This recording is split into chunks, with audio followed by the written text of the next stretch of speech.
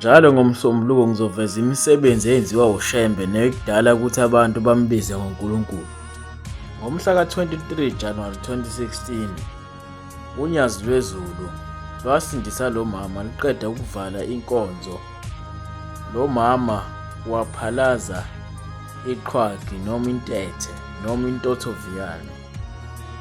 Owayedlisiwe lo mama waphila ngegama lonyazi lwezulu. 2. Le nsizwa ifike ebuhleni ingakwazi ukukhuluma, ingakwazi ukuhamba. Yafika yathola umthandazo, yaphuma isikwazi ukuhamba, isikwazi ukukhuluma ngonyazi lwezulu. Ngomhla ka-6 2019 July, unyazi lubone lo mfana noma luvule lo mfana amehlo, bengaboni lokhu wazalwa. Igama lalo mfana uMongameli Ngubane wase-Burlington. Abamaziyo bazokhomenta. Ngomhla ka-8 March 2020, unyazi lusukumise umama nengane e-wheelchair, bebengakwazi ukuhamba bobabili. Basukuma bobabili same time. Lokhu kwenziwe unyazi lwezulu eMlazi eTeyesi. Khona futhi eTeyesi unyazi lwaphinde lwasukumisa le ntombazane encane ebingakwazi ukuhamba, nayo yayihambela.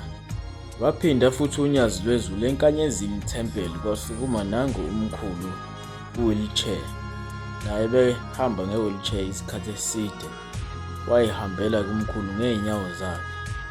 Ngomhla ka-18 July 2015 lo sisi wafike wasukuma waphinde wahlala phansi. Unyazi lwezulu laphatha inkonzo, lithole ivala seliyahamba luye endlini. Lo sisi waphinde wasukuma futhi wayihambela.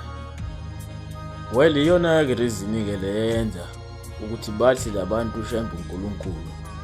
Futhi uShembe unyazi alibabambi ngezandla, libathandazeli. Akukho futhi into abayidliswa yona noma abaphuziswa yona.